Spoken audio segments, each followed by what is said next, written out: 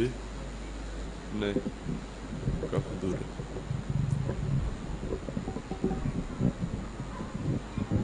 نہیں کرے زیادہ پھر وہ گر جاتا ہے.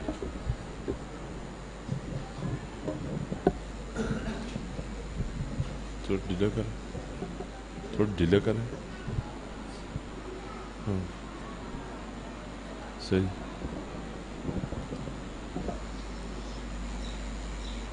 السلام علیکم ورحمۃ اللہ.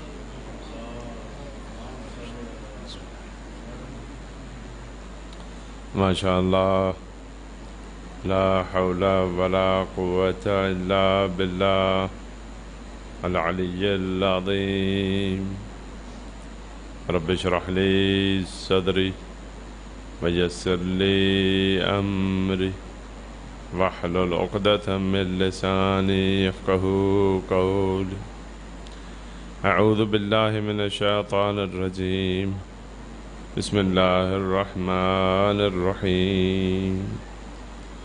الحمد للہ رب العالمین بارئ الخلائق اجمعین باعث الانبیاء والمرسلین. الصلاة والسلام على حبیب الہ العالمین وشفیع المذنبین ورحمة للعالمین سیدنا و مولانا و مولا الثقلین جد الحسن والحسین ابی الزہراء بالقاسم المصطفى محمد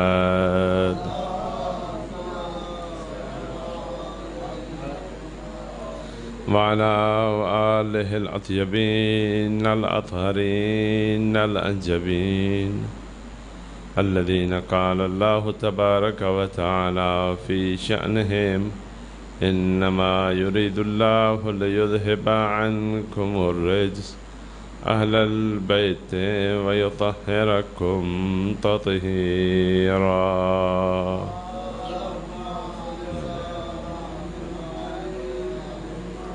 والصلاة والسلام والتحية والإكرام على سيدنا ومولانا صاحب العصر ومنجي البشر وبقية الله في الأرض الذي يملأ الله به الأرض قسطا وعدلا كما ملئت ظلما وجورا.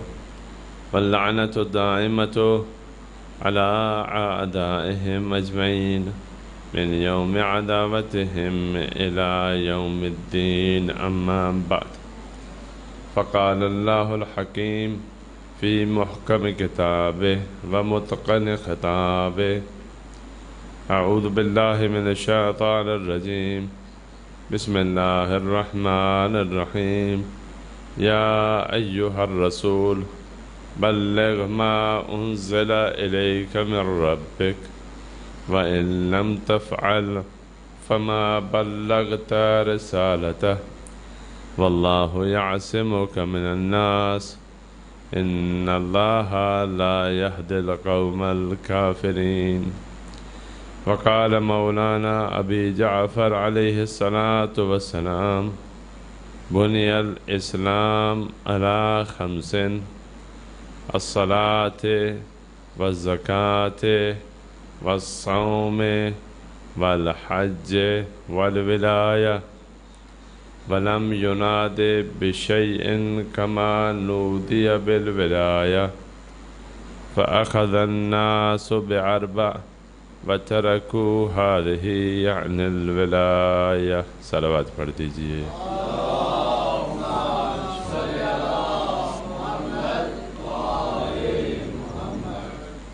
دعا ہے خالق کائنات رب ذوالجلال بحق محمد و آل محمد آپ تمام مومنین کا بالخصوص ملک صاحب کا یہ صف عذاب بچھانا اپنی بارگاہ میں قبول فرمائے. بحق محمد و آل محمد عزاداری کے صدقے میں ملت تشیع کو آپس میں اتفاق اور اتحاد عنایت فرمائے. ہم سب کو مل کر عزاداری کی حفاظت اور عزاداری کی برکات سے استفادہ کرنے کی توفیق عنایت فرمائے۔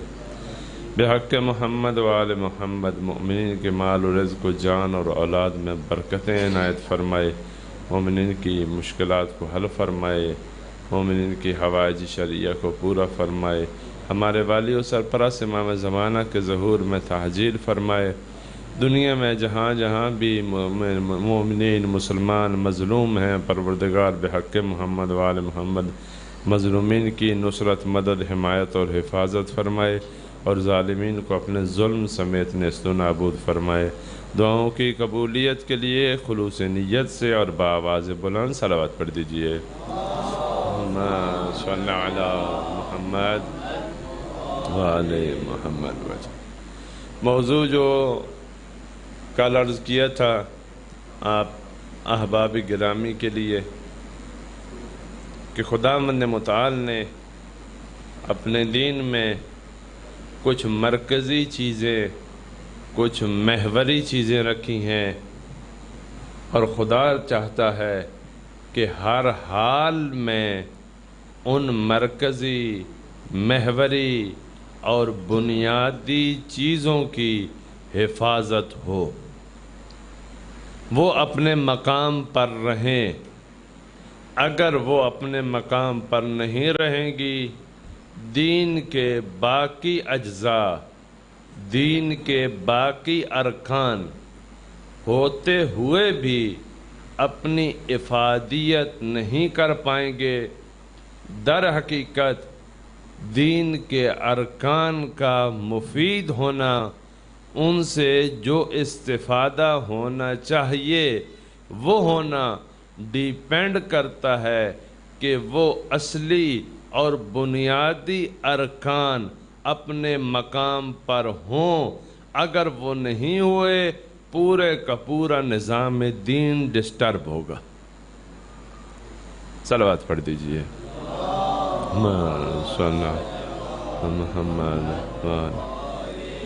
اگر جوان دوست محسوس نہیں کریں تو مہربانی کریں تھوڑا تھوڑا آگے آ جائیں، کہ یہ ہر روز کا مسئلہ ہے، بعد میں آنے والوں کو زحمت ہوتی ہے۔ دیکھیں دروازے کے سامنے جو ہے بالکل دروازہ بند پڑا ہے، بزرگ بے شک بیٹھ رہے ہیں، ہم بزرگوں کو زحمت نہیں دیتے، جوان احباب جو ہیں وہ تھوڑی سی دیواروں کا سہارا چھوڑ کے تھوڑے تھوڑے تکلیف کریں، آگے آ جائیں۔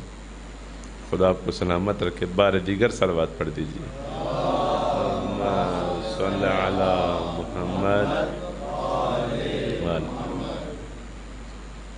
بس اتنی بنیادی چیزیں ہیں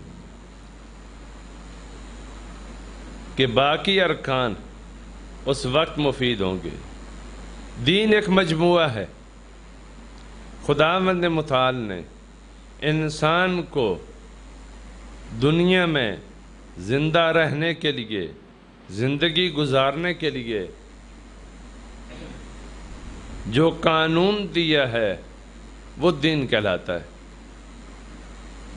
آپ جاتے ہیں بازار سے کوئی چیز خریدتے ہیں، فریج خریدتے ہیں، ٹی وی خریدتے ہیں، کوئی بھی LED خریدتے ہیں، کوئی بھی چیز، موبائل خریدتے ہیں، تو اس کے ساتھ ایک کتابچہ سا ہوتا ہے، چھوٹا سا ہوتا ہے ہر چیز کے ساتھ۔ جو بھی حتیٰ آپ برتن بھی لینے جائیں تو آج کل ان کے ساتھ بھی ایک کتابچہ چھوٹا سا رکھا ہوتا ہے۔ اس میں کیا لکھا ہوا ہوتا ہے؟ ہدایات لکھی ہوئی ہوتی ہیں۔ کس لیے ہوتی ہیں؟ جس کمپنی نے وہ پروڈکٹ تیار کی ہے، وہ چیز بنائی ہے، وہ کمپنی اس چیز کے متعلق ہم سب سے زیادہ جانتی ہے۔ اس کی حفاظت کیسے کرنی ہے، اسے استعمال کیسے کرنا ہے۔ در حقیقت آپ جب موبائل لینے جاتے ہیں اور موبائل کے اس ڈبے میں وہ جو کتابچہ ہوتا ہے وہ آپ کو بتا رہا ہوتا ہے کہ موبائل کی زندگی کا قانون یہ ہے، اگر اس طرح استعمال کریں گے تو یہ پابرجا رہے گا، زیادہ دیر محفوظ رہے گا۔ اسی طریقے سے دیگر جتنی بھی چیزیں ہیں وہ کیا ہیں؟ قانون ان کے ساتھ دیا جاتا ہے۔ کمپنی جو بناتی ہے، مل جس نے بنایا ہے، وہ ساتھ رہنمائی کرتے ہیں۔ انسان بھی پروڈکٹ ہے خدا کی کمپنی کی، خدا کی مخلوق ہے نا، بس خدا کی کمپنی کی پروڈکٹ ہے۔ وہ کس طریقے سے زندگی گزارے؟ خدا نے وہ کتابچہ دیا ہے ساتھ۔ وہ کتابچہ کیا ہے؟ قرآن ہے۔ وہ کتابچہ قرآن ہے۔ جو قانون دیا ہے، یہ جو کتابچہ ہوتا ہے ایک موبائل کے ساتھ، ایک فریج کے ساتھ، کب تک یہ کام آتا ہے؟ جب تک وہ ہے، کیونکہ اس کی زندگی کا قانون ہے۔ انسان کی زندگی کا قانون دین ہے، جو انسان کی زندگی کے تمام پہلوؤں پر محیط ہے، زندگی کے ہر شعبے پر۔ انسان کی پیدائش سے پہلے سے لے کر مرنے کے بعد تک دین ادھار نہیں ہے، دین ادھار نہیں ہے۔ یہ جو باتیں ہیں نا کہ مرنے کے بعد آپ کو پتہ چلے گا، مرنے کے بعد آپ کو پتہ چلے گا، ٹھیک ہیں، ہم ان کو رد نہیں کرتے، لیکن اگر سارا دین مرنے کے بعد ہی پتہ چلے گا تو میں دنیا میں کس لیے آیا ہوں؟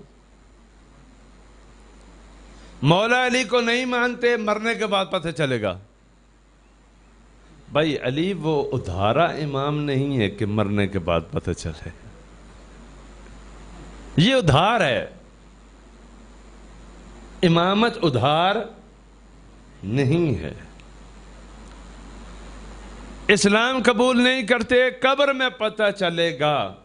جس اسلام کا دنیا میں پتہ نہ چلے، قبر میں کیا کرنا ہے اسے؟ قبر میں کیا کرنا ہے اسے؟ قبر میں تو میرے پاس اختیار ہی نہیں ہے۔ قبر تو وہ ایگزامینیشن ہال ہے۔ جی ہاں، پتہ چلے گا اس میں، لیکن در حقیقت دین سب سے پہلے دنیا کے لیے ہے، دنیاوی زندگی کے لیے ہے۔ دین کے تمام ارکان دنیاوی زندگی کے لیے ہیں پہلے، اور پھر جب انسان وہاں پر جائے گا اس کا اثر ہوگا جو وہاں پر ظاہر ہوگا۔ یہ دنیا میں اعمال اس لیے دیے گئے ہیں کہ آخرت میں ان کا اثر ہوگا، لیکن در حقیقت جو ان کا ابتدائی اور پہلا اثر ہے وہ کہاں پر ہے؟ اسی دنیا میں ہے۔ امیر المومنین کی امامت کا اثر دنیا میں ہے، نبوت کا اثر دنیا میں ہے، رسالت کا اثر دنیا میں ہے، امامت اور ولایت کا اثر دنیا میں ہے، پورے کے پورے دین کا اثر دنیا میں ہے۔ بعض آثار قرآن مجید نے بیان کیے ہیں، نماز کا اثر دنیا میں ہے، روزے کا اثر دنیا میں ہے، جتنے بھی احکام ہیں، حج ہے، زکوٰۃ ہے، بعض قرآن مجید میں بھی آئے ہیں فلسفے کے طور پر، حکمت کے طور پر۔ جس سے کسی نماز کے بارے میں آیا ہے کہ تنہی عن الفحشاء والمنکر، برائیوں سے روکتی ہے۔ وہ نماز بھی پڑھتا ہے، برائی بھی کرتا ہے، اس کا مطلب ہے نہیں ہے۔ جب دوائی بھی لے رہا ہے اور بیماری بھی کنٹرول نہیں ہو رہی تو اس کا مطلب ہے کہ یا دوائی سے ہی نہیں ہے یا دوائی اس بیماری کی نہیں ہے، یہ نہیں ہو سکتا۔ یا پھر یہ ہے کہ میرا جسم اتنا ناکارہ ہو چکا ہے کہ دوائی کو قبول ہی نہیں کر رہا۔ کوئی چوتھا آپشن نہیں ہے، اگر آپ کے ذہن میں ہو تو بتا دینا کہ یا دوائی ٹھیک نہیں ہے، ٹھیک ہے نا، اور یا دوائی سے ہی ہے لیکن مجھے جو مرض ہے، بیماری ہے، وہ اور ہے، دوائی اور ہے۔ یا وہ تو ایک علیحدہ، وہ تو ہماری طرف سے آ جاتا ہے نا۔ یا پھر کیا ہے، اس میں دوائی اپنا اثر کرتی ہے، وہ پرہیز کی نہ کرنے کا اثر ہے جس کی وجہ سے وہ خراب ہو جاتا ہے۔ دوائی تو اپنا اثر کر رہی ہے بہرحال، لیکن دوائی کے اثر کو ضائع کر دیتے ہیں۔ جیسے مکان بنائیں اور چاروں طرف شیشہ لگا دیں، چھت پہ بھی بلکہ 6 طرف اس کے شیشہ لگا دیں، 5 طرف شیشہ لگا دیں، وہ اس کا ہدف ہی فوت ہو جائے گا، کیونکہ مکان پردے کے لیے بناتے ہیں، تو اس میں تو پردہ خود ختم کر دیا آپ نے۔ لیکن انسان اسی طریقے سے ہے، زندگی کے تمام شعبوں میں دین اسی طریقے سے ہے انسان کے لیے۔ اگر کہیں پر عمل کر رہا ہے، اس کا اثر نہیں ہو رہا، فوراً دیکھے کہ وجہ کیا ہے۔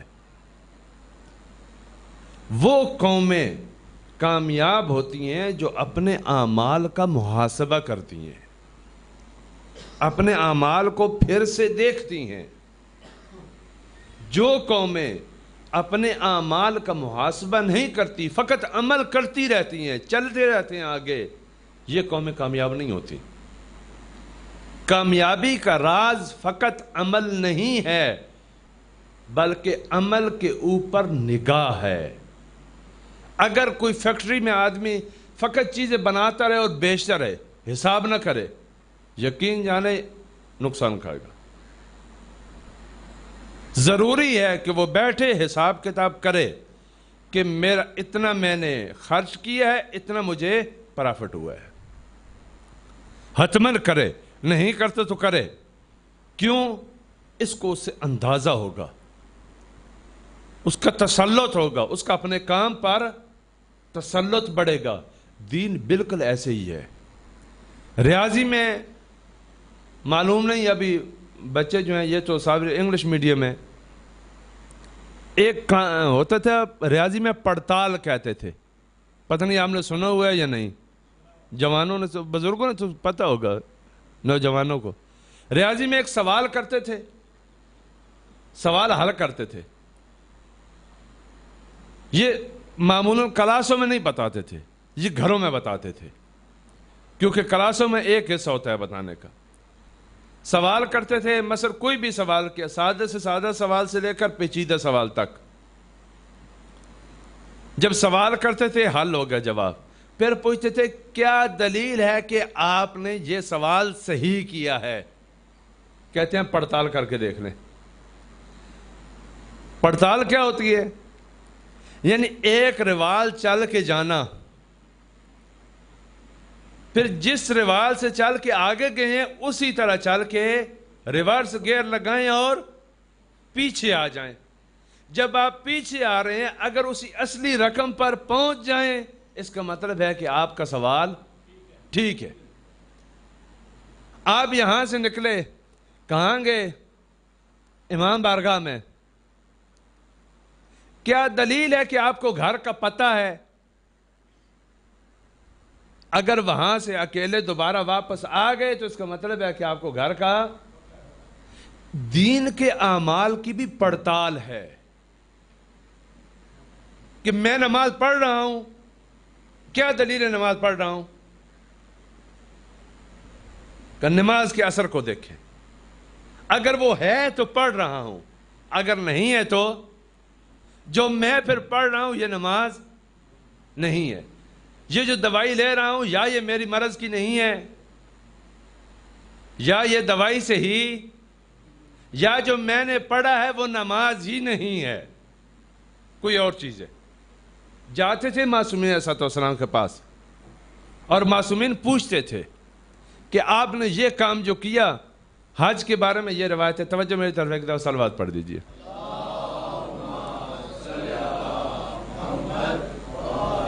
پوچھتے تھے کہ آپ نے یہ کام کیا، جب یہ کیا تو یہ ارادہ تھا؟ بعض دفعہ راوی کہتا تھا نہیں تھا۔ چند چیزیں پوچھتے، جب آپ نے اللہ اکبر کہی آپ کے ذہن میں کیا تھا؟ یہ تھا؟ کہتا نہیں تھا۔ جب رکوع میں گئے یہ ذہن میں تھا؟ نہیں تھا۔ جب سجدے میں گئے یہ ذہن میں تھا؟ نہیں تھا۔ تشہد، سلام، نہیں تھا۔ پھر کہتے ہیں کہ پھر آپ نے نماز نہیں پڑھی۔ دین اسی طریقے سے ہے، پورے کا پورا دین اسی طریقے سے ہے، اور یہیں سے دین کا تعلق ہماری تربیت پہ آ جاتا ہے۔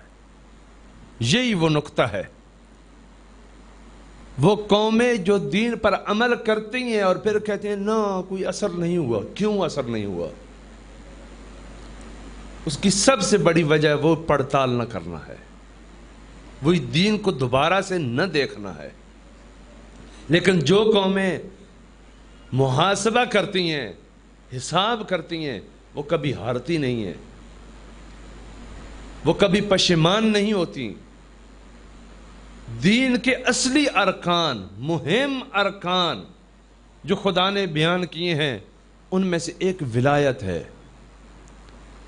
ولایت کا کوئی تعلق واہ واہ سے نہیں ہے۔ دین میں انتہائی سنگین ذمہ داری ہے۔ اصل دین کہیں پر بھی، دین آپ کو آپ جذبات میں لا کر آپ سے کوئی چیز نہیں لینا چاہتا۔ یہ دین کے بالکل فلسفہ دین کے خلاف ہے۔ ہوتا ہے نا، دو دوست ہیں، ایک دوست تھوڑا سادہ ہے، اس سے کوئی کام کروانا چاہتے ہیں تو اسے اکساتے ہیں، کہتے ہیں آپ یہ نہیں کر سکتے، آپ میں ہمت ہی نہیں ہے۔ ایک دفعہ اس طرح کہتے ہیں، ایک دفعہ کیا کہتے ہیں، اس کی تعریف کرتے ہیں، خوب اسے پمپ کرتے ہیں کہ آپ کے علاوہ کوئی اور کر ہی نہیں سکتا۔ دو عمل مختلف ہیں، ہدف ایک ہے، کیا کہ اس سے کام لینا ہے۔ وہ ایک دفعہ ہم سمجھتے ہیں کہ اگر اسے کہیں کہ نہیں کر سکتے، جوش میں آ جائے گا، کر لے گا۔ دوسری دفعہ کیا ہے، اس کے جذبات ابھارتے ہیں، اس کی تعریف کرتے ہیں، پھولتا ہے، جا کر وہ کام کر دیتا ہے۔ یہ کیسے ہے؟ یہ جذبات ہیں۔ دین کبھی بھی جذبات میں آ کر، جذبات میں لا کر کسی سے کوئی چیز لے لینا، دین اس بات کا حامی نہیں ہے کہ یا آپ کو فضائل اتنے سنائیں وہ بھر دیں، پھر اس میں آپ جوش میں آ کر کوئی جو ہے، یہ نہیں ہے۔ اس سے کسی نہیں ہے دین، بلکہ دین انسانوں کے مزاج کو ٹھنڈا رکھنے کے لیے ہے۔ اچھا، یہیں پر ایک بات کر دوں، اپنی فیلڈ کی بات کروں۔ ذاکر کی مجلس سننا بہت آسان ہے۔ اگر ساری رات ذاکر پڑھتا رہے، ساری رات سنتے رہیں گے، گارنٹی سے ایک آدمی بھی نہیں سوئے گا۔ اور اگر کوئی مولانا آ جائے، 1 گھنٹہ نہیں، آدھا گھنٹہ، ایک آدمی نہیں، 10 سو جائیں گے، تھک جائیں گے۔ کیوں؟ اور اسی اگر سوئے ہوئے سے پوچھیں، یا جب یہ جاگے تو جہاں پر یہ سویا ہوا تھا، اسے وہ نقطہ بتائیں کہ مجلس میں یہ بات ہوئی ہے، کئی دفعہ اپنے آپ کو ملامت کرے گا، جی چاہتا تھا، سو گیا۔ کیوں؟ پتہ ہے وجہ کیا ہے؟ کیونکہ ظاہری جذابیت، لوگ کام کاج کے تھکے ہوئے ہوتے ہیں، اپنی مصروفیات کے۔ اگر ان کو انٹرٹینمنٹ دی جائے، فلم دیکھتے کبھی کوئی تھکتا ہے، کوئی سوتا ہے؟ کبھی بھی کوئی نہیں سوتا۔ فلم دیکھتے کبھی بھی کوئی، لیکن اگر قرآن کی تلاوت لگا دے، وجہ کیا ہے؟ کیونکہ سر، رنگ تبدیل کرنا، آواز کا اتار چڑھاؤ، اشعار، پھر اس کے ساتھ ہنر، فن۔ وہ فن کیا ہے؟ نفسیات پر حملہ، کہ جس کے ذریعے سے لوگوں کو اپنی طرف متوجہ کرنا۔ جن میں سادہ سی بات کیا ہے کہ وہ پیچھے والوں نے ہاتھ کھڑا نہیں کیا، وہ آگے والوں کو کیا پتا کہ پیچھے والوں نے ہاتھ کھڑا کیا ہے یا نہیں کیا؟ یہ دونوں ہاتھ بلند کر کے نعرہ حیدری، وہ تو لوگ کہہ دیں، یالی کہہ دیں، کیا رجے اس میں، ٹھیک ہے نا؟ ذرا اگلے بولو، ذرا پچھلے بولو، ذرا درمیان والے بولو۔ یہ فن ہے۔ اس سے کیا ہوتا ہے؟ ذہن ہلکا ہو جاتا ہے، ذہن کی توجہ زیادہ ہو جاتی ہے۔ لیکن جب مولانا گفتگو کرتے ہیں، وہ کیا کرتے ہیں؟ مسلسل سیریس۔ جب سیریس رہتے ہیں، ذہن پر کیا ہوتا ہے؟ ذمہ داریاں لینے سے انسانوں کے اوپر بوجھ آ جاتا ہے، اور انسان بوجھ کی وجہ سے کیا ہوتا ہے؟ تھک جاتے ہیں۔ اتفاقاً یہ ہے کہ دین ذمہ داریاں ہی دیتا ہے۔ دین کیا کرتا ہے آپ کو؟ معیار کیا ہے؟ ایک مجلس، آیا یہ مجلس دینی ہے یا غیر دینی ہے؟ کیا معیار ہے؟ ایک ہی معیار ہے۔ اگر ذمہ داری دے رہی ہے، اگر مجلس سے آپ تھک کے جا رہے ہیں تو یہ دین ہے، اور اگر تھکے ہوئے آئے اور بالکل فریش ہو کر گئے تو آپ کوئی چیز لے کر نہیں جا رہے۔ آپ دکان میں آئے، ایک شاپنگ مال میں آئے، واپسی پہ جب جا رہے ہیں تو بالکل خالی ہیں، تو اس کا مطلب کیا ہے؟ کہ آپ نے کچھ خریدا؟ اچھا، آپ گئے اور واپسی پر ہلکے ہیں، آپ کی جیب کٹ چکی ہے، جیب کٹ چکی ہے۔ لیکن اگر آپ شاپنگ مال سے باہر جا رہے ہیں اور آپ کے پاس اٹھایا نہیں جا رہا، کبھی بیٹے کو بلاتے ہیں، کبھی بھائی کو بلاتے ہیں، اس کا مطلب کیا ہے؟ کہ آپ نے خریدا ہے۔ کیوں؟ کیونکہ وہ چیز جو آپ کے پاس آئے تھے تو تھی، اس سے اضافہ ہے، ابھی کچھ لے کر جا رہے ہیں، اپنے ساتھ ہے۔ جہاں پر ذمہ داریاں، وہ مادی بات تھی، یہ معنوی، جہاں پر ذمہ داریاں، جہاں پر ذہنی مصروفیت، ایک عہد، ایک تعہد، ایک ذمہ داری، ایک رہنمائی لے کر جا رہے ہوں، یہ دین ہے۔ اور جہاں لی ہوئی ذمہ داری چھوڑ کر جا رہے ہوں، وہ بھی دینی ہے۔ چاہے دین کے نام پر ہی ہو، چاہے علی علی ہو، حسین حسین ہو، چاہے قرآن ہو، کیونکہ علی حسین قرآن یہ نام دین نہیں ہے، بلکہ دین اس کے پیچھے ایک حقیقت ہے۔ دین الفاظ کا نام نہیں ہے، ذہنی تخیل نہیں ہے۔ فقط لا الہ الا اللہ محمد رسول اللہ، صلوات پڑھ دیجئے۔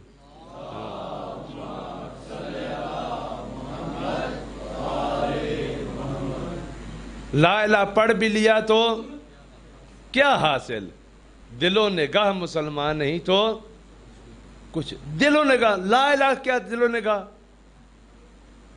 کیونکہ لا الہ، یہ جو کلمہ ہے نا کہ رسول اللہ پڑھاتے تھے، لا الہ اللہ پڑھو، لا الہ، اور وہ نہیں پڑھتے تھے۔ کیوں نہیں پڑھتے تھے؟ لا الہ پڑھنے سے کیا ہوگا؟ کتنے ہندو ہیں، کتنے سکھ ہیں، حتیٰ کتنے مسلمان ہیں، وہ کہتے ہیں یہ کون سی باتیں ہیں، میں مندر میں بھی جاتا ہوں، میں فلاں کام بھی کرتا ہوں، ہم تو ہر جگہ، مجلس میں بھی جاتا ہوں، قرآن کی محفل میں بھی جاتا ہوں، وہ بھی کام کرتا ہوں۔ اس کا مطلب ہے کہ تم کچھ بھی نہیں کرتے ہو، کیونکہ یہ الفاظ نہیں ہے، یہ ایک بوجھ ہے، یہ ایک وزن ہے، یہ ایک ذمہ داری ہے۔ عرب بدو جانتے تھے کہ فقط لا الہ نہیں ہے، اس کے پیچھے کیا ہے؟ ذمہ داری بھی ہے، ایک تعہد ہے، ایک عہد ہے، کوئی چیز ہمیں اپنی گردن پہ لینا ہے، اس وجہ سے نہیں پڑھتے تھے۔ لہذا اقبال نے فوراً کہا کہ دل و نگاہ مسلمان نہیں تو کچھ بھی نہیں، یعنی لا الہ کا اثر ہے۔ اثر کہاں پر پڑتا ہے؟ دل پر اور نگاہ پر۔ دل اور نگاہ کو دو چیزیں انہوں نے آ کر اشعار میں بیان کی۔ دل کیا چیز ہے؟ کہ جہاں سے آپ فیصلے کرتے ہیں۔ آنکھ کیا ہے؟ اس سے بھی آپ فیصلہ کرتے ہیں۔ کس چیز کا؟ آنکھ سے دیکھنے والی چیز۔ آپ راستے میں چل رہے ہیں، راستے میں گڑھا ہے، سائڈ سے ہو کر گزرتے ہیں، یہ کس نے فیصلہ کیا؟ آنکھ کی وجہ سے فیصلہ کیا۔ دیکھا آنکھ نے آپ کو بتایا، دل نے جا کر انتہائی، وہ جو چیف جسٹس ہے آپ کے وجود میں، وہ کیا ہے؟ دل ہے، جو آخری فیصلہ جا کر کرتا ہے۔ وہ بڑا حکمران، آپ کے وجود کا سب سے بڑا حکمران وہ کیا ہے؟ دل۔ اس پمپ کو نہیں کہتے۔ یہ وجود جو جسم ہے، یہ کیا ہے؟ پمپ، اس کو دل کیوں کہتے ہیں؟ کیونکہ جسم کا دار و مدار اس پر ہوتا ہے. دل، قلب، روح، نفس، یہ ایک ہی چیز ہے. ہر ایک علم کی مختلف اصطلاحیں ہیں. تھوڑا پھر بھی آگے آ جائیں تاکہ صلوات پڑھ دیجیے.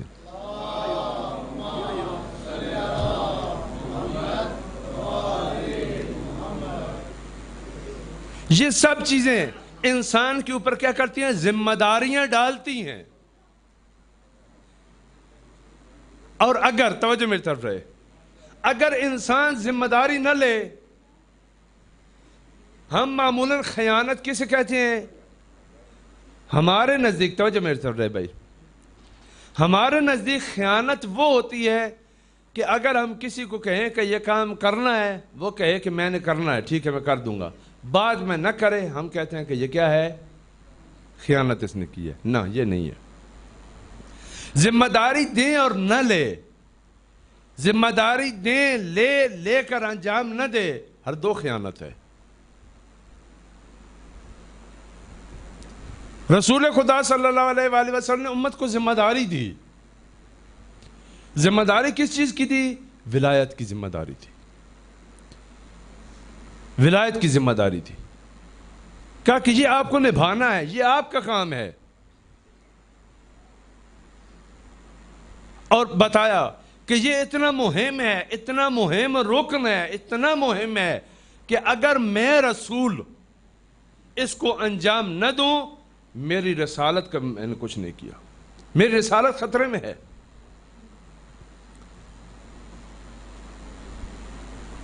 عرض کیا آپ کو کہ جس کی دوسری نبوتیں، دوسرے انبیاء کی نبوتیں رسول اللہ کے ہم پلہ نہیں ہیں، اگرچہ کہ وہ بہت بڑے درجات ہیں، اپنی جگہ پر بہت بڑے درجات ہیں، لیکن رسول اللہ کے ہم پلہ نہیں ہیں.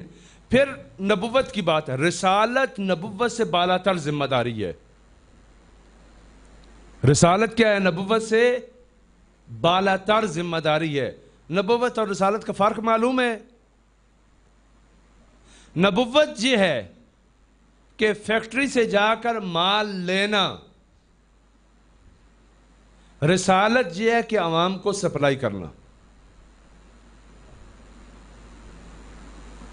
جو ایک فیکٹری سے جا کر مال لے لیتا ہے فقط، یہ کیا ہے؟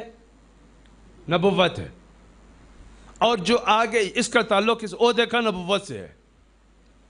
یہ جو ڈیلیوری بوائے ہوتا ہے نا، یہ کیا ہے؟ رسول ہے.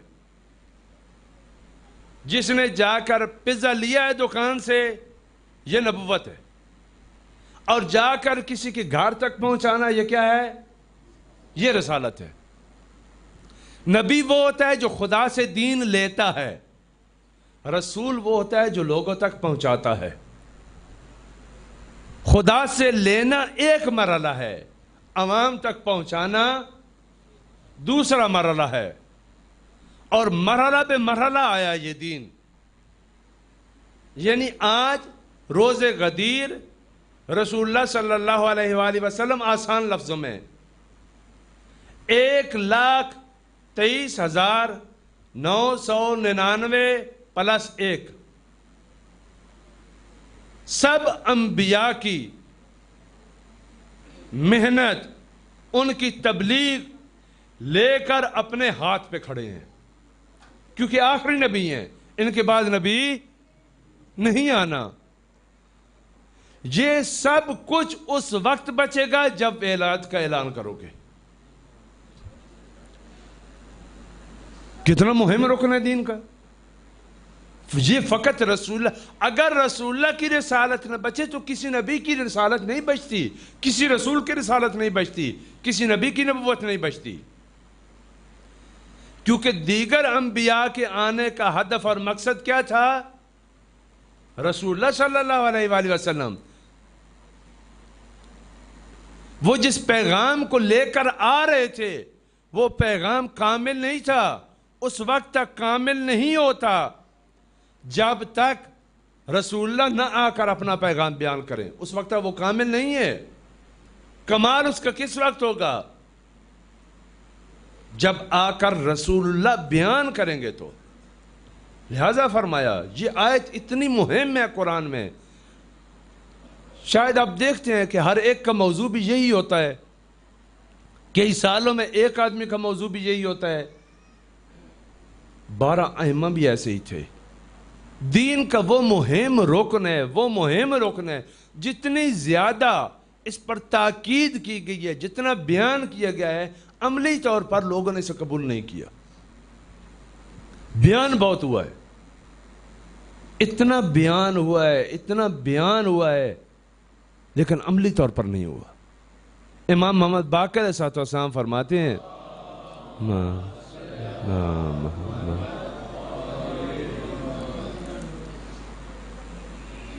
بنی الاسلام علی 5. اسلام کی بنیادیں 5 ہیں.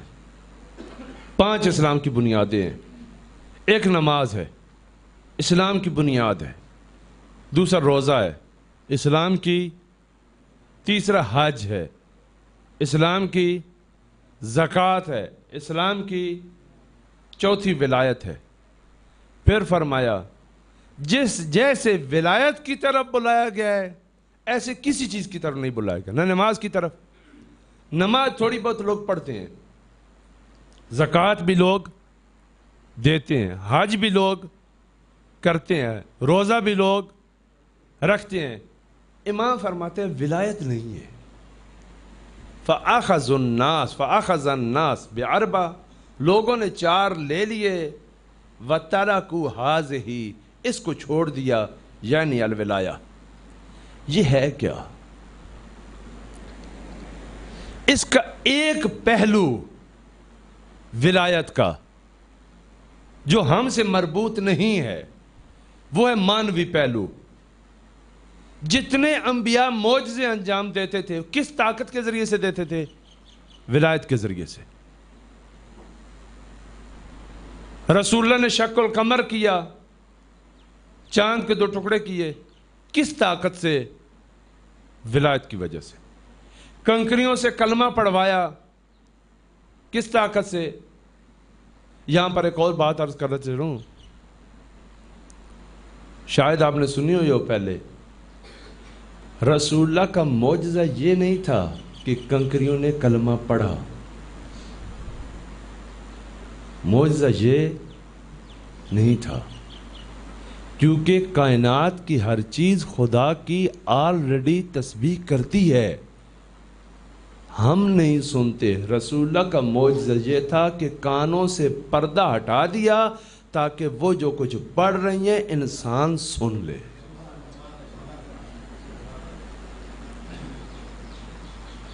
توجہ کر رہے ہیں نا؟ معجزہ کیا تھا؟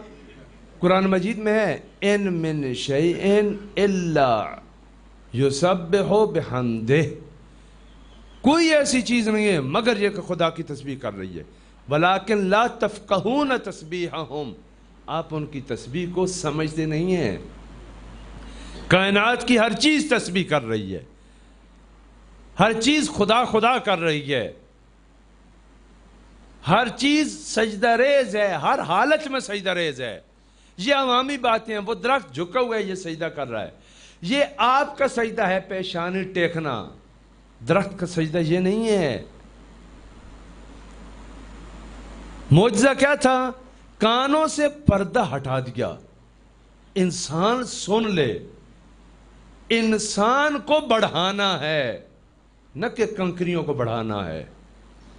رسول اللہ انسان کی تربیت کے لیے ہیں. لہذا فرمایا قرآن مجید میں ہے بعض مقامات پر کہ بعض کام ہے جو آپ کو بڑا کریں گے. ہمارے ہاں بعض دفعہ ترجمہ میں شاید بیان نہیں کر سکتے وہ باتیں, جس سے کسی قرآن کی مشہور آیت ہے لَإِن شَكَرْتُمْ لَأَزِيدَنَّكُمْ, اگر شکر کرو گے تو اضافہ ہوگا. معمولاً ترجمہ کیا کرتے ہیں کہ آپ کی نعمتوں میں, قرآن یہ نہیں کہہ رہا. قرآن فرما رہا ہے لَأَزِيدَنَّكُمْ, خود آپ میں اضافہ ہوگا. اس کا مطلب ہے کہ انسان ایک ایسی چیز ہے کہ جس میں اضافہ ہو سکتا ہے. انسان میں کمی ہو سکتی ہے, اضافہ ہو سکتا ہے. رسول خدا مسجد میں بیٹھے تھے, ہمسائے سے رونے کی آواز آئی.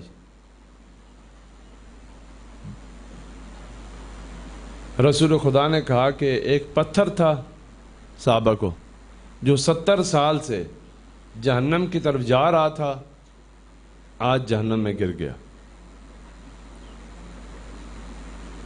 تو جو ہے پتھر تھا، جہنم کی طرف جا رہا تھا 70 سال سے، آج گر گیا جہنم میں. بس چند لحظات گزرے، مسجد کے ہمسائے سے رونے کی آواز آئی. کچھ صحابہ قرآن مجید میں بتایا ہے کہ بہت اچھے تھے، قابل احترام تھے، لیکن جو ہی کوئی آواز آتی تو رسول اللہ کی محفل چھوڑ کر چلے جاتے. پھر ہمیں کہتے ہیں کہ ان کی پیروی کرو. بھائی ہم ان کا احترام کرتے ہیں، لیکن جو ہر بات پہ چھوڑ کے چلے جاتے ہوں، پھر ہمارا کیا قصور ہے؟ جنگ میں چھوڑ کر جائے حق بنتا ہے. کیوں؟ ہر ایک کو جان پیاری ہوتی ہے، لیکن نماز کے خطبے میں بھی چھوڑ کے چلا جائے. بات تو ہے نا، بات ہے سوچنے والی. رسول اللہ نماز پڑھا رہے ہوں، مثلا میں آپ کے سامنے گفتگو کر رہا ہوں نا، ایک آدمی سائڈ سے اٹھ کے چلا جاتا ہے، ایک آدمی یہاں سے اٹھ کے چلا جاتا ہے. محفل کے تو کچھ آداب ہوتے ہیں نا. اٹھ کے چلے گئے، چلے کوئی بات نہیں ہے. باہر گئے، یہ رونے کی آواز کیسی؟ کہا اس گھر سے آ رہی ہے. کیا ہوا؟ کہ بابا جی فوت ہو گئے. کہا اچھا، کتنی عمر تھی؟ 70 سال. یعنی کیا؟ پتھر تھا، 70 سال سے جہنم کی طرف جا رہا تھا، آج گر گیا. کیا ہوا؟ کم ہوا وجود. آیا تھا دنیا میں کس کام کے لیے؟ رسول بھی موجود ہیں، مسجد نبوی بھی ہے، مسجد کے ہمسائے میں رہتا ہے، ہدایت کی ساری شرائط پوری ہیں. کیا ہوا؟ جہنم میں چلا گیا. روزے غدیر تھا. روزے غدیر رسول اللہ نے انوکھا کام کیا. اس صحرا میں اور ممکن ہی نہیں تھا. بلایا، سب کو بلایا. جو پیچھے چلے گئے، یہ آپ نے سنی ہوئی یہ باتیں، لیکن لطیفے کے طور پر، نکتے کے طور پر،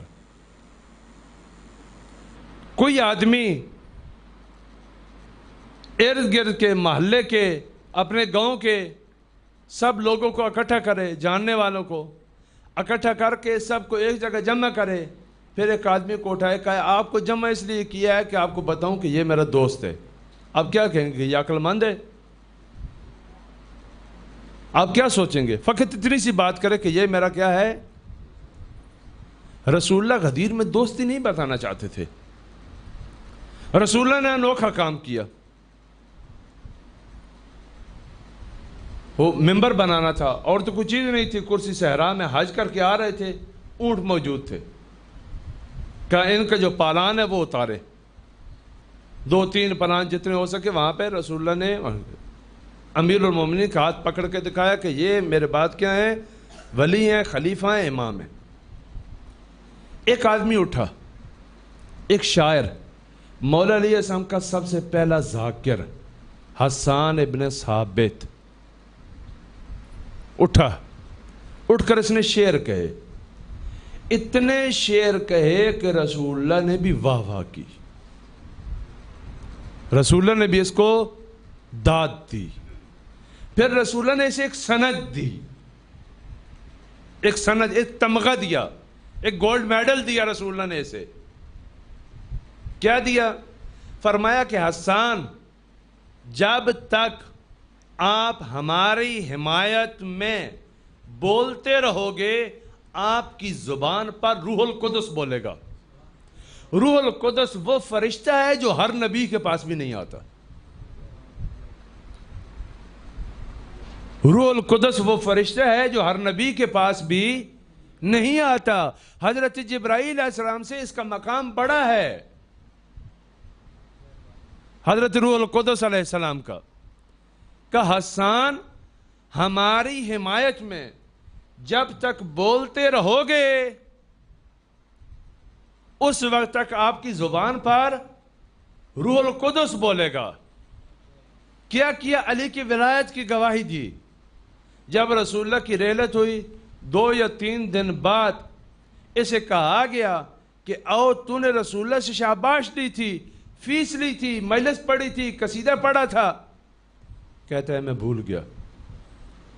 مولا علی صاحب نے بد دعا دی اسے، کہا کہ اگر واقعاً بھول گیا ہے تو خدا اسے معاف کرے، اور اگر نہیں بھولا اور جان بوجھ کر کہہ رہا ہے خدا اسے ایسے درد میں مبتلا کرے جس کی دوا نہ ہو.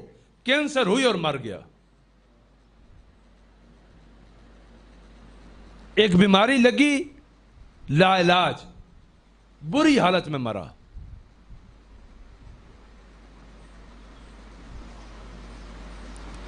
امیر المومنین خلیفہ بنے.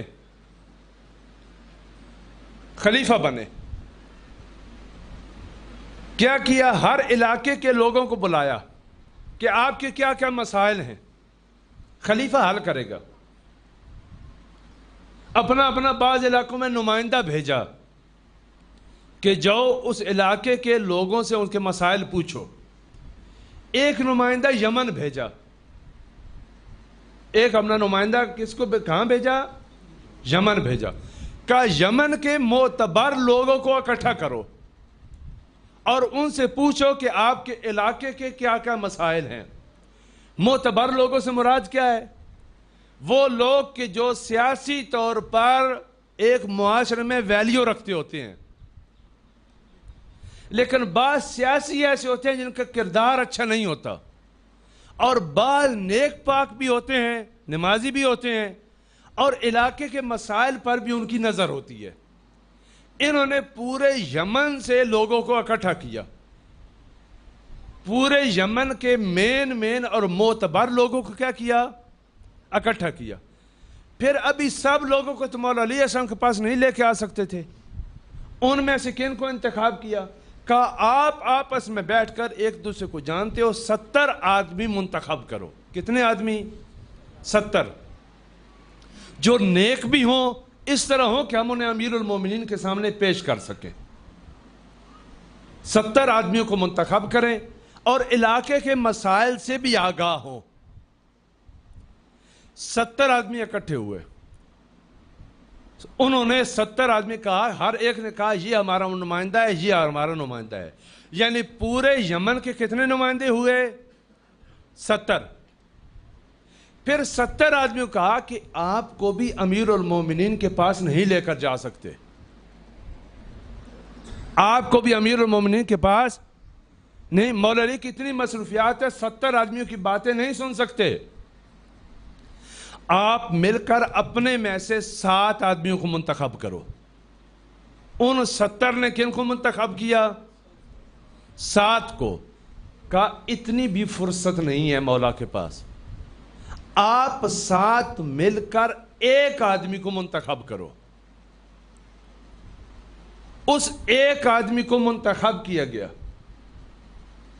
جو عبادت میں، جو تقوی میں سب سے زیادہ تھا. پورے یمن کا قابل اعتماد ترین آدمی، اسے امیر المومنین کے پاس لایا گیا. کبھی وقت ہوا تو سناؤں گا. اس نے آ کر امیر المومنین کی بارگاہ میں کیا کہا؟ پتہ ہے یہ کون تھا؟ آپ خود سوچیں. یہ آدمی جو پورے شہر سے، پورے ملک کا اعتماد اپنے ہاتھوں میں لے کر آ رہا ہے، یہ کوئی عام بندہ تھا؟ یہ تھا ابن ملجم. یہ کون تھا؟ جب آیا تو اس نے مولا علی صاحب کا وہ قصیدہ پڑھا.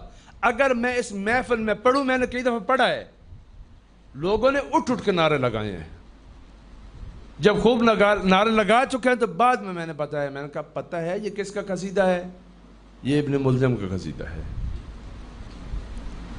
جب اس نے قصیدہ پڑھا تو مولا نے کہا کہ آپ مجھ سے کتنی محبت کرتے ہو. اس نے کہا کہ اپنی جان نچھاور کرتا ہوں آپ پر. جب سب باتیں اس نے کی، وہ تعریفوں کے پل باندھے. مولوی صاحب نے کہا کہ آپ مجھے قتل کریں گے، آپ میرے قاتل ہیں. کہا مولا اگر ایسے ہے تو مجھے ابھی ختم کر دیں، میں وہ زندگی نہیں چاہتا کہ اپنے امام کا قاتل ہوں، مجھے وہ زندگی نہیں چاہیے. کہا کہ معاذ اللہ، علی جرم سے پہلے کسی کو سزا دے، علی جرم سے پہلے سزا دے؟ نہیں، علی جرم سے پہلے سزا نہیں دیں گے. قتل کیا یا نہ کیا؟ جب بھی انسان اپنے اعمال پر نظر ثانی نہ کرے، متقی سے متقی آدمی بھی لغزش کا گرفتار ہو سکتا ہے. دھوکہ دیتے ہیں ہمارے جوانوں کو. کیا کرو گے نمازیں پڑھ کے؟ نمازیں شیطان نے بہت پڑھی تھیں. بھائی نمازیں شیطان نے پڑھی تھیں، لیکن آیا شیطان نمازوں کی وجہ سے بنا تھا؟ شیطان کس کی وجہ سے شیطان بنا تھا؟ تکبر کی وجہ سے. نمازوں کی وجہ سے تو شیطان کو رفعت ملی تھی، نمازوں کی وجہ سے تو جن فرشتوں کی صف میں پہنچ گیا تھا. شیطان کیوں بنا؟ تکبر کی وجہ سے. تکبر کی وجہ سے شیطان بنا تھا، کیونکہ اپنی نمازوں کا محاسبہ اگر انسان متقی ہو، نمازیں پڑھے، لیکن ولایت کے سامنے، ولی اللہ کے سامنے تسلیم نہ ہو، شیطان بن جاتا ہے.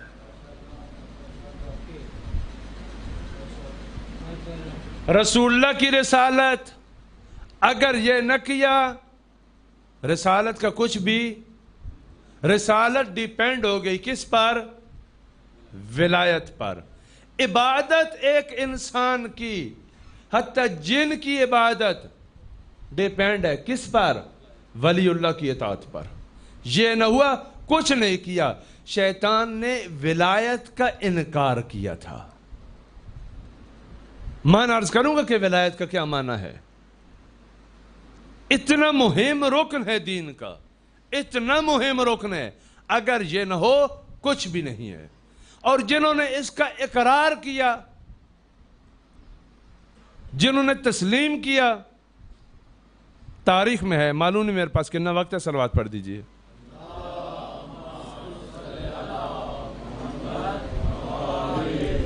جنہوں نے اس کا اقرار کیا وہ کہاں تک پہنچے.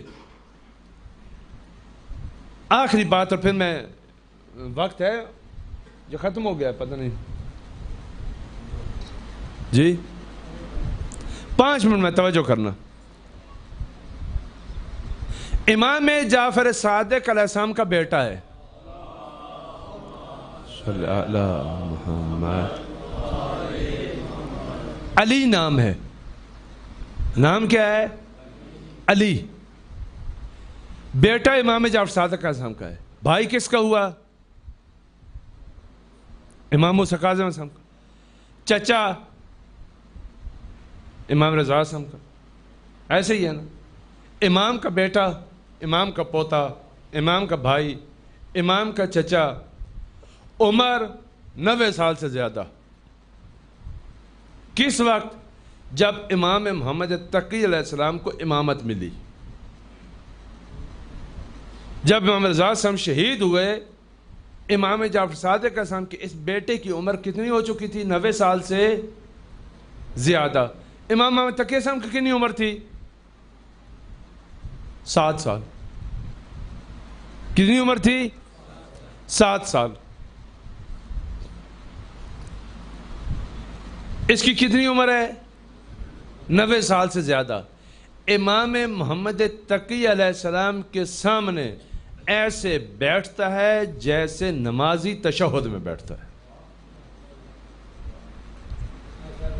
جیسے کوئی شاگرد اپنے استاد کے سامنے بیٹھتا ہو.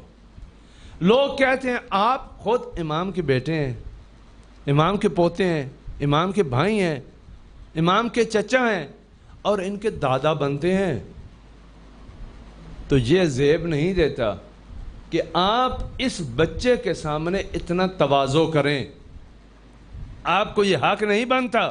ٹھیک ہے امام ہے، لیکن کوئی بات نہیں ہے، آپ بزرگ ہیں.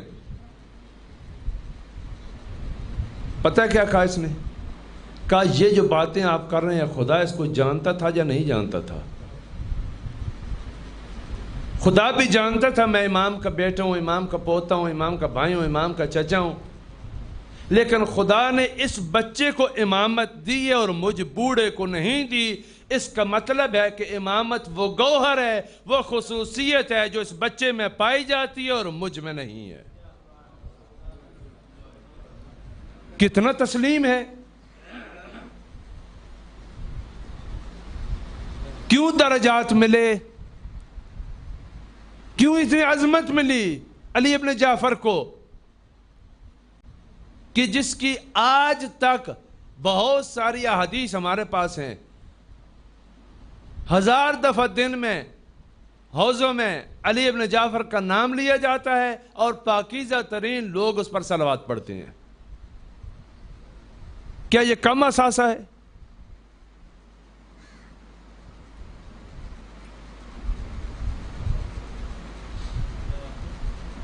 کوفے جانا ہے مسلم،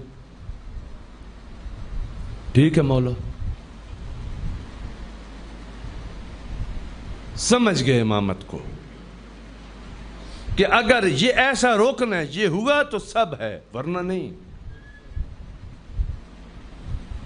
خط لکھا کوفے والوں نے، ایک نہیں، دو نہیں، کئی خط.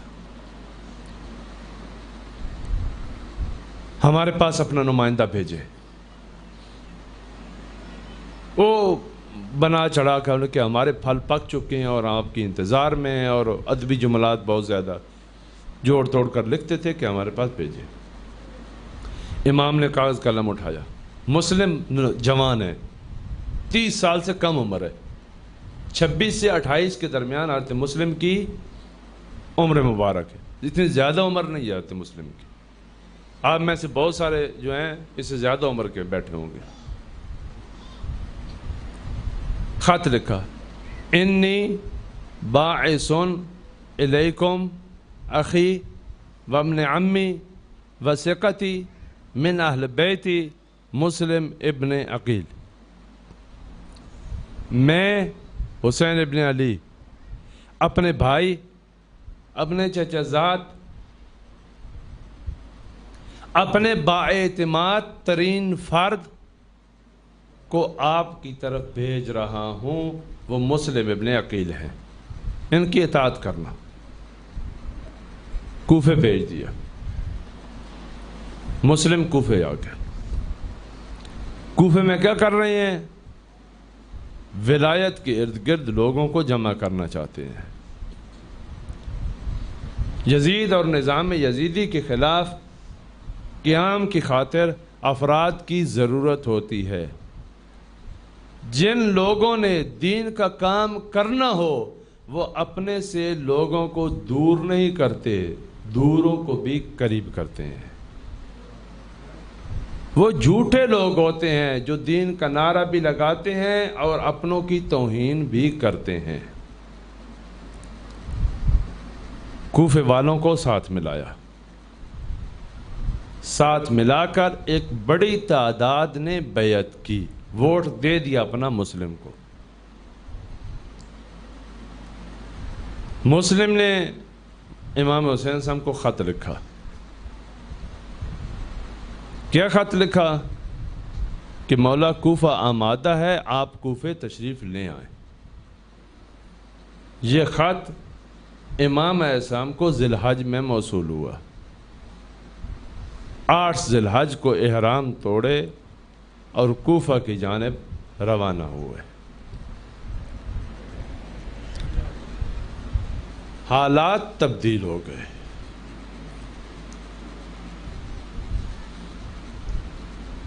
وقت نہیں ہے کہ اس کو مفصل بیان کروں کہ حالات کیسے تبدیل ہوئے اور امتوں کے حالات کیسے تبدیل ہوتے ہیں. کون ہوتے ہیں جو امتوں کے حالات تبدیل کر دیتے ہیں؟ وہ مسلم کہ جس کی نماز جماعت میں جس کے پیچھے 18,000 لوگ ہوتے تھے، آج فقط 30 لوگ ہیں. آج کتنے ہیں؟ 30 لوگ ہیں فقط.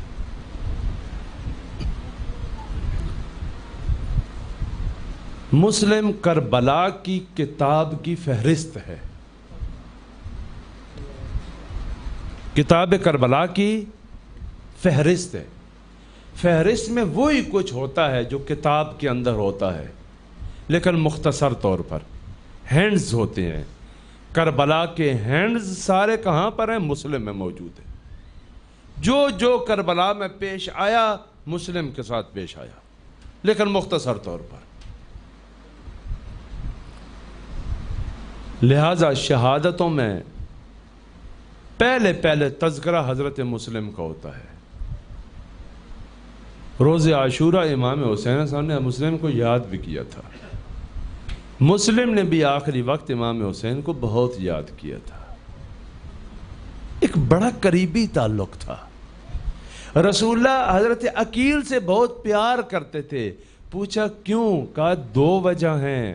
ایک تو یہ کہ عقیل میرا چچا زاد ہے، اور دوسری وجہ یہ ہے کہ اس کا بیٹا میرے حسین کے لیے قربان ہوگا. عقیل کے بیٹے نے، مسلم نے اپنی نسل دی امام حسین کی راہ میں. اور میں نے بعضوں سے سنا ہے، میں نے خود نہیں پڑھی یہ بات، کہ جو آدمی بے اولاد ہیں اگر منت مانے کہ ہمیں خدا اولاد دے تو ہم نام مسلم رکھیں گے تو خدا قبول کرتا ہے. یہ حضرت مسلم کا بھرم ہے، کوئی بعید نہیں ہے. میں نے پڑھا نہیں ہے، میں نے سنا ہے کسی سے. ایک عالم دین پڑھ رہے تھے. جو کچھ کربلا میں پیش آیا مسلم کے ساتھ پیش آیا. کم ہوتے ہوتے زیادہ دیر نہیں لگی. نماز عشاء پڑھ کے پیچھے دیکھا تو چند لوگ تھے، اور جب کوفے میں باب کندہ پر پہنچے تو مسلم تنہا تھے.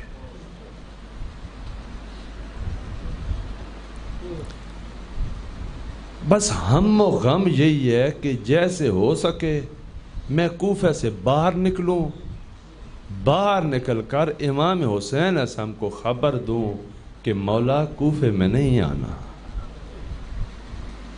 لیکن جس دروازے پر جاتے ہیں، اس زمانے میں شہروں کے دروازے ہوتے تھے، پہرا لگا ہوا ہے، باہر نکلنے کا راستہ. مسلم بھی کوفے کو زیادہ جانتے نہیں ہیں، بس گلیوں میں بھٹک رہے ہیں. سواری بھی اپنی چھوڑ دی، گھوڑا بھی اپنا آزاد کر دیا. تھکے ہارے رات کے ایک حصے میں ایک دروازے کے سامنے چبوترا سا بنا ہوا ہے یا ایک دیوار کے ساتھ جا کر رکتے ہیں کہ ایک خاتون ہے جس کا بیٹا دربار میں نوکری کرتا ہے، ملازمت کرتا ہے. یہ بار بار باہر آتی ہے. باہر آئی، دیکھا ایک نوجوان دروازے پر ہے. کہتی ہے کہ کیوں کھڑے ہو؟ یہاں کھڑے ہونا مناسب نہیں ہے، میں بیوہ عورت ہوں، آپ چلے جائیں.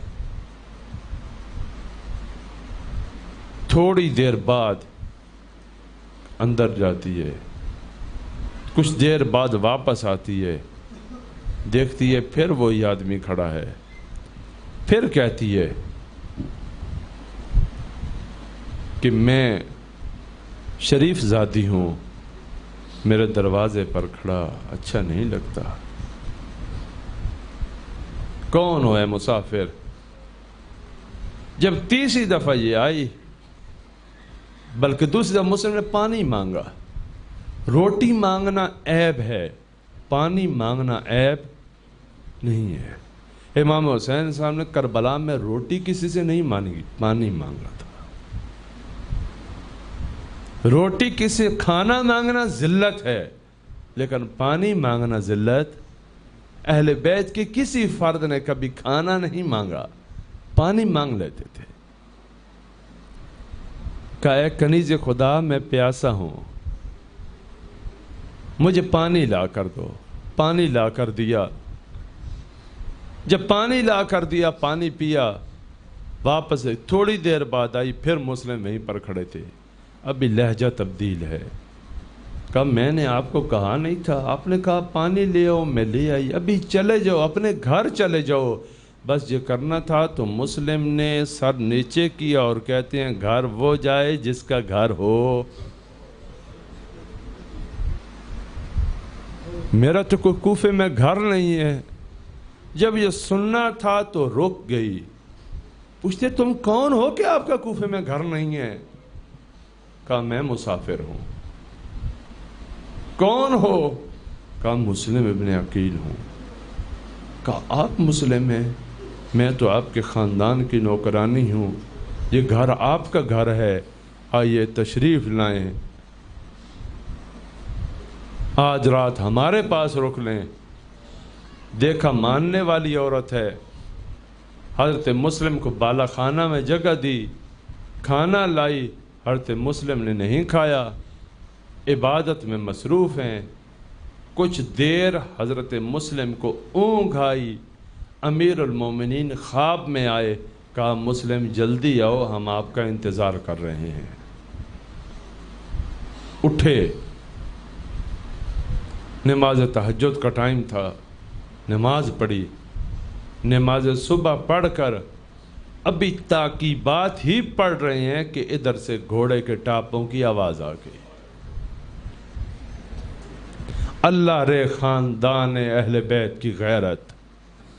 جو ہی سنا کہا یہ میری وجہ سے آئے ہیں۔ تو وہ آگے بڑھی، کہا کہ مولا یہ اچھے لوگ نہیں ہیں، یہ جنگ کریں گے۔ کہا مجھے بھی معلوم ہے، لیکن میں نہیں چاہتا کہ میری وجہ سے آپ کے گھر کی حرمت پامال ہو۔ مجھے معلوم ہے یہ گھروں میں داخل ہو جاتے ہیں۔ تو وہ نبی زادی نہیں تھی؟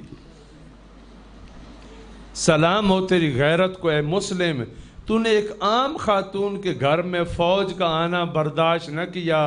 اے مسلم، اے کاش کربلا میں ہوتے اور دیکھتے کہ جب امام حسین نہیں تھے تو نبی زادیوں کے خیموں میں یہ ملعون آ گئے تھے۔ حجرکم ربکم۔ حضرت مسلم آئے، جنگ لڑی، مختصر کرتا ہوں دھوکہ دیا، حضرت مسلم کو پکڑ لیا۔ ابھی حالت یہ ہے کہ منہ زخمی ہے، دانت شہید ہو چکے ہیں، اور زنجیروں میں جکڑ کر دارالعمارہ میں لے کر آئے۔ سامنے ابن زیاد بیٹھا تھا، اور ابن زیاد کو کہتے ہیں کہ یہ اسیر آپ کا لے کر آ گئے ہیں، یہ مجرم لے کر آ گئے ہیں۔ مسلم کو کہتے ہیں مسلم سلم علی الامیر، ابن زیاد کو بادشاہ کہہ کر سلام کرو۔ جو یہ سننا تھا تو غیرت ہاشمی کہاں یہ اس بات کو قبول کرے، اور فرماتے ہیں مالی امیر سوال حسین، میرا بادشاہ حسین کے علاوہ کوئی نہیں۔ کہا یہ نہیں مانے گا، اسے جا کے قتل کر دو۔ پانی منگایا، کہا مجھے پانی پینے دو۔ پانی منہ کے ساتھ لیا، دانت کا خون پانی میں گرا، پانی پھینک دیا۔ دوسری دفعہ لے کر آئے، پھر پانی خون آلود ہو گیا، پھر نہیں پیا، پھر پھینک دیا۔ تیسری دفعہ لے کر آئے۔ مسلم کتنے خوش قسمت ہیں، آخر وقت میں پانی مانگ رہے ہیں اور مل رہا ہے۔ مانگ رہے ہیں اور پانی مل رہا ہے۔ کہا کہ اگر میرے مقدر میں ہوتا تو پی لیتا، میرے مقدر میں نہیں ہے، پیاس سے شہید ہوئے۔ کہا پھر اگر قتل کرنا ہی ہے تو پھر ایک کام کرنے دو، 2 رکعت نماز پڑھنے دو، اور 3 وصیتیں کی۔ ایک یہ کہ میں نے قرض لیے ہوا ہے، میری تلوار بیچ کر میرا قرض ادا کر دینا، اور دوسری بات مجھے دفن کر دینا۔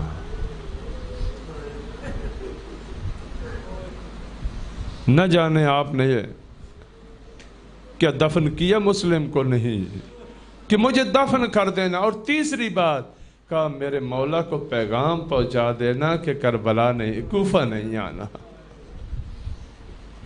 مسلم کو دارالامارہ سے نیچے گرایا گیا, سر قلم کر دیا گیا. امام حسین ایک منزل پر پہنچتے ہیں کہ دیکھتے ہیں 2 آدمی کوفے سے آ رہے ہیں. امام اعظم نے کہا اپنے شاگردوں کو بھیجا جو اصحاب تھے, کہا کہ جاؤ ان سے پوچھو کوفے سے آ رہے ہیں, بتاؤ کوفے کے حالات کیا ہیں. وہ آئے, کہا کہ یہاں نہیں بنا سکتے. امام نے کہا میرے ارد گرد کوئی نامحرم نہیں ہے, جو کچھ دیکھا ہے وہ بتا دو.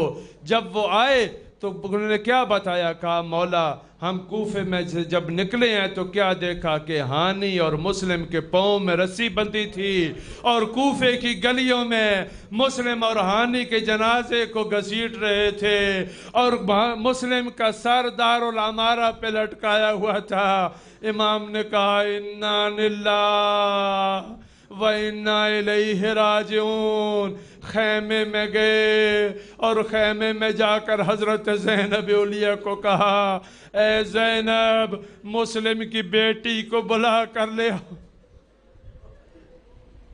اے زینب مسلم کی بیٹی کو بلا کر لے آؤ. مسلم کی بیٹی چھوٹی تھی, امام حسین رشتے میں ماموں لگتے ہیں. نیچے بیٹھے, بچی کو اپنی گود میں بٹھایا, سر پر بوسہ دیا, ہاتھ پھیرا.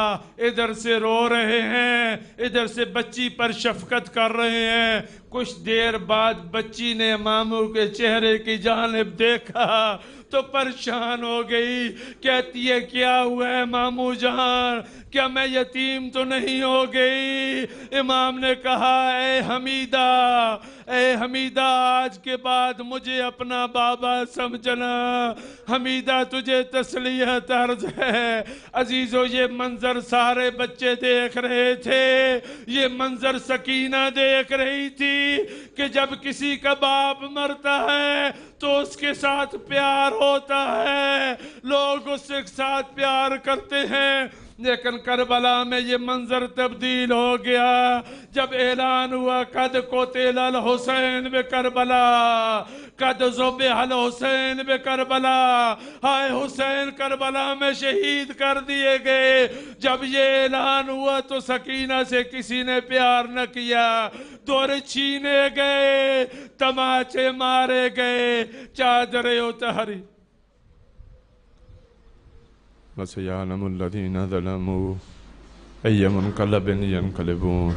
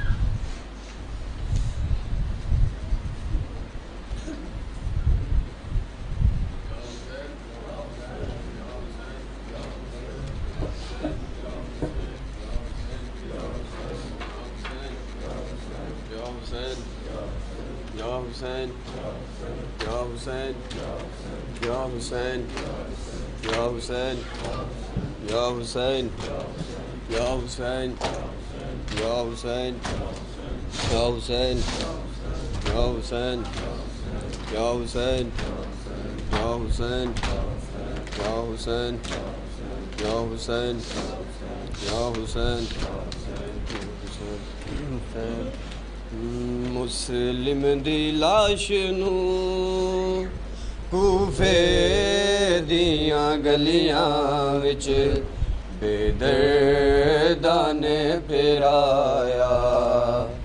مسلم دی لاش نو کوفے دیاں گلیاں وچ بے درداں نے پھرایا. مسلم دی لاش نو کوفے دیاں گلیاں وچ بے درداں نے پھرایا. مسلم دی لاش نو کوفے دیاں گلیاں وچ بے درداں نے پھرایا مسلم دی لاش نوں کوفے دیاں گلیاں وچ بے درداں نے پھرایا سب آواز دو مسلم دی لاش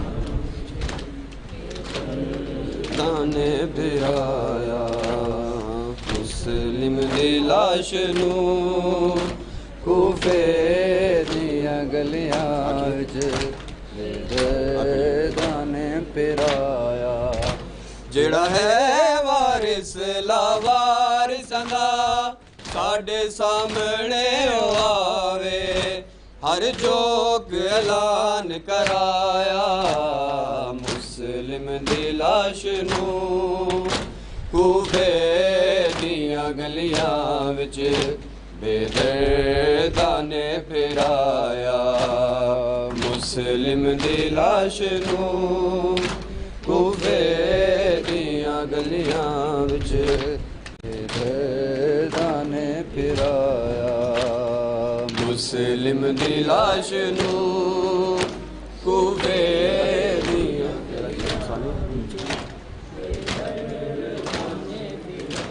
جڑا ہے وارث لاوارثاں دا ساڈے سامنے آوے ہر چوک اعلان کرایا مسلم دی لاش نوں کوفے دیاں گلیاں وچ بے درداں نے پھرایا مسلم دی لاش نوں کوفے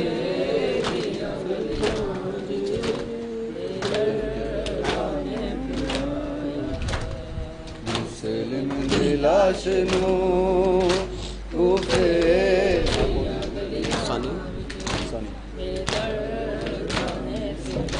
جڑا ہے وارث لاوارثاں دا ساڈے سامنے آوے ہر چوک اعلان کرایا مسلم دی لاش نوں کوفے دیاں گلیاں وچ بے درداں نے پھرایا مسلم دی لاش نوں کوفے دیاں گلیاں وچ بے درداں نے پھرایا مسلم دی لاش نوں کوفے دیاں گلیاں وچ بے درداں نے پھرایا سر تاجے سین رقیہ دا داماد مرتضائے نہیں کیتا امت حیائے سر لا کے مسلم دا لاشا بے وارثاں دے وانگو تریڈی تائیں لٹکایا مسلم دی لاش نوں کوفے دیاں گلیاں وچ بے درداں نے پھرایا مسلم دی لاش نوں کوفے دیاں گلیاں وچ بے درداں نے پھرایا مسلم دی لاش نوں کوفے دیاں گلیاں وچ بے درداں نے پھرایا سر تاجے سین رقیہ دا داماد مرتضائے نہیں کیتا امت حیائے سر لا کے مسلم دا لاشا بے وارثاں دے وانگو تریڈی تائیں لٹکایا مسلم دی لاش نوں کوفے دیاں گلیاں وچ بے درداں نے پھرایا مسلم دی لاش نوں کوفے دیاں گلیاں وچ بے درداں نے پھرایا مسلم دی لاش نوں کوفے دیاں